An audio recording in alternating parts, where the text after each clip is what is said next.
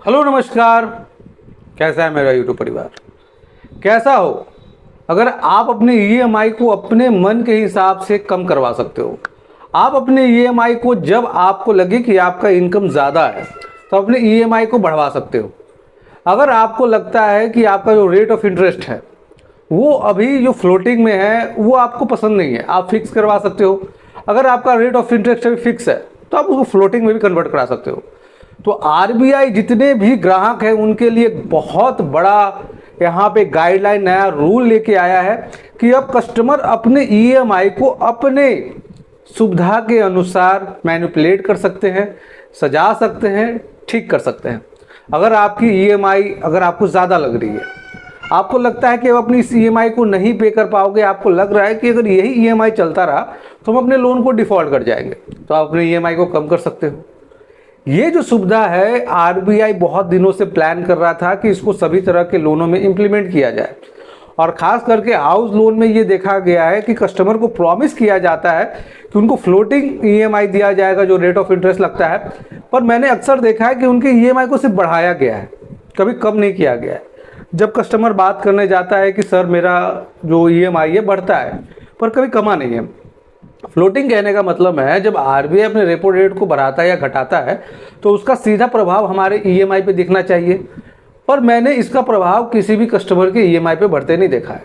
और एनबीएफसी जो कंपनी होती है वो साफ बोल देती है कि जो हमारा ये जो है एक फिक्स है और फ्लोटिंग है, इसको हम सिर्फ बढ़ा सकते हैं, क्योंकि जब ये बढ़ता है तो हमारा जो बैंक है जिससे हम फंड्स इरेज करते हैं वो बढ़ा देता है, पर जब कम होता है वो एडिशनल प्रोसेसिंग चार्ज के नाम पे हमको इसका फ़ायदा नहीं होता, जिसके कारण हम कस्टमर को ये फैसिलिटी प्रोवाइड नहीं कर पाते। तो अब आरबीआई इसने बहुत ही सख्ती से उन्होंने गाइडलाइन जारी किया गया है कि अब आरबीआई ये बोलता है कि अगर कोई भी कस्टमर जब उनको मन करे, क्योंकि मान लीजिए आपने एक होम लोन लिया है, और उस समय आपने बोला है कि इसमें जब रेट ऑफ इंटरेस्ट रखेंगे फिक्स रखेंगे, पर आपको लगता है कि नहीं मुझे इसको फिक्स नहीं रखना है, अब हम चाहते हैं कि जो मेरा रेट ऑफ इंटरेस्ट है अब इसको हम फ्लेक्सिबल बना देते हैं। तो आप किसी भी टाइम पे बैंक में चले जाइए, उनको एक रिक्वेस्ट सेंड कीजिए कि हम अपने रेट ऑफ इंटरेस्ट को अब यहाँ पे फिक्स नहीं रखना चाहते, फ्लेक्सिबल रखना चाहते हैं। तो बैंक आपसे बिना किसी सवाल जवाब के आपका जो रेट ऑफ इंटरेस्ट है इसको फिक्स से फ्लेक्सिबल कर देगा, इसमें कोई परेशानी नहीं। पर आपको लग रहा है कि सिर्फ ये तो सिर्फ बढ़ाया जा रहा है, कभी करता ही नहीं है, तो आपको लगता है चल फिक्स ही अच्छा था भाई, कम से कम वहीं का वहीं तो रुका हुआ है, कम से कम बढ़ तो नहीं जा रहा है। यहाँ तो हम यहाँ पे कम करने का सोच रहे हैं तो बढ़े जा रहा है, इसके अच्छा है कि फिक्स ही रख दे। तो आपका अगर फ्लेक्सिबल है तो इसको आप चुपचाप फिक्स करवा सकते हो। ये गाइडलाइंस थी जो कि जितने भी जो लोन जिन्होंने लिया है, हाउस लोन लिया है, वो इसके बारे में जानते होंगे कि फिक्स और फ्लेक्सिबल का उनको बहुत ज़्यादा इशू आता था आज से पहले। अगर आपको अभी भी आ रहा है तो कुछ नहीं, आपको बैंक चले जाना है और इसको प्रॉब्लम को सॉल्व कर देना है। अगर कोई भी यहाँ पे जितने भी दर्शक इस वीडियो को देख रहे हैं, आपको बैंक से रिलेटेड कोई भी इशू आ रहा है, पैसे नहीं है, लोन पे नहीं किया जा रहा है, बहुत सारे इशू होते हैं, स्क्रीन पे एक नंबर है, आप कांटेक्ट करके मुझसे बात कर सकते हैं। अब एक दूसरा प्रॉब्लम आता है, देखिए लोगों के साथ क्या है कि जब उन्होंने लोन लिया था उनका सैलरी कुछ और था, उनकी बिजनेस का परफॉर्मेंस कुछ और था, इनकम कुछ और था, उन्होंने जी भर के लोन ले लिया, पर आज का कंडीशन ये है कि अब वो अपनी ईएमआई को पे ही नहीं कर पा रहे। ईएमआई काफ़ी ज़्यादा हो जा रहा है, इनकम कम है। मान लीजिए इनकम किसी का 50,000 है, उसके पूरे ईएमआई को कैलकुलेट किया जाए तो 70-80 हज़ार है। अब ऐसी स्थिति रहेगी तो क्या चांसेस है कि वो अपनी ईएमआई को पे करेगा? साधारण सा बात है कि अपने लोन को डिफ़ॉल्ट कर जाएगा।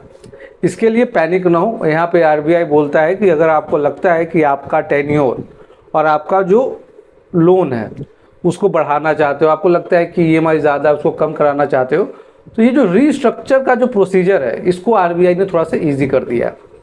अब कस्टमर को लगता है कि अपने ईएमआई को नहीं पे कर पाएगा, उनको परेशानी है, तो ये बैंक से बहुत ही इजी से आप इसको अवेल करवा सकते हो। इसके लिए जो कंडीशन है, आपका लोन अकाउंट स्टैंडर्ड होना चाहिए, आपका कोई भी ईएमआई बाउंस नहीं होना चाहिए, और लास्ट में आपका बैंक के साथ फाइनेंशियल बिहेवियर बहुत ही अच्छा होना चाहिए था। जिसके बाद ही आप आसानी से अपने लोन को कम या ज़्यादा करवा सकते हो। बहुत बार लोगों को लगता है कि अब एक इनकम ऐसा है जहाँ पे हम अपने लोन को शॉर्ट पीरियड के लिए यहाँ पे करवा सकते हैं। बहुत सारे लोगों का लोन जो होता है 3 साल 4 साल का होता है, आप इसको शॉर्ट भी सेम टाइम पे करवा सकते हो, इसको थोड़ा सा टेन्योर को बढ़वा भी सकते हो। ये कैसे होगा, अगर ये जानना चाहते हैं तो आप मुझसे संपर्क कर सकते हो। कमेंट कीजिएगा, आप पूछिएगा, आपके मन में अगर कोई भी सवाल हो, कोई पर्सनली बात करना चाहते हैं, स्क्रीन पे एक नंबर है, आप आसानी से बात कर सकते हो।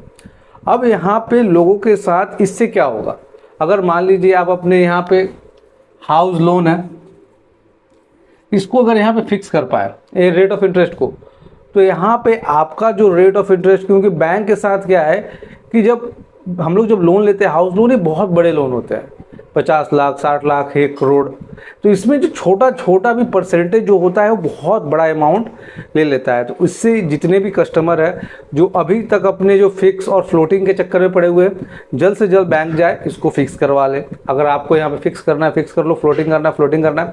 और दूसरा, यहाँ पे बहुत सारे कस्टमर है जो लोन डिफ़ॉल्ट करने का जो एक्चुअल रीज़न मैंने देखा है, ज़्यादातर कस्टमर लोन का डिफ़ॉल्ट इसलिए होता है क्योंकि अब उनका पेइंग कैपेसिटी नहीं होता है, वो इतना ज़्यादा लोन ले चुके हैं। और सबसे पहले हम आपको बोले कि अवॉइड कीजिए ज़्यादा से ज़्यादा लोन लेने का। मैंने यहाँ पे ज़्यादातर लोगों को देखा है कि एक क्रेडिट कार्ड का बिल पेमेंट करने के लिए दूसरा क्रेडिट कार्ड, एक पर्सनल लोन का बिल पेमेंट करने के लिए दूसरा।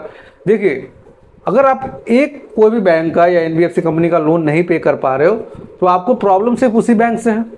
पर जब मल्टीपल आप बैंक से लोन लेना शुरू करते हो तो सेम टाइम पे अपने सिविल स्कोर को तो ख़राब करते ही हो, अपने फाइनेंशियल करियर को पूरा ख़त्म करते हो, और सेम टाइम पे कहीं ना कहीं तो फंसोगे। जब आप एक पेमेंट करने के लिए दूसरा लोन ले रहे हो, दूसरा का तीसरा लोगे, जब ये चीज़ बढ़ जाएगा तो आप देखोगे कि आपका लोन भी बहुत बढ़ गया है और आपका इनकम तो वही है। तो कभी भी इसको अवॉइड कीजिएगा, आपके साथ भी ये परेशानी हो रही है तो नॉर्मली सा बात है, कमेंट करके अपनी सारी समस्याओं को पूछो। और यहाँ पे जितने भी लोग यहाँ पे परेशान है, सबसे पहले देखिए, अगर आप पैसे नहीं दे पा रहे बैंक को, परेशान मत होइए, दिमाग को शांत कीजिए, संपर्क कीजिए, हम आपको बताएंगे कि कैसे बैंक को हैंडल करना है। आखिरी वीडियो में नहीं रखेंगे सर। जय हिंद, वंदे मातरम।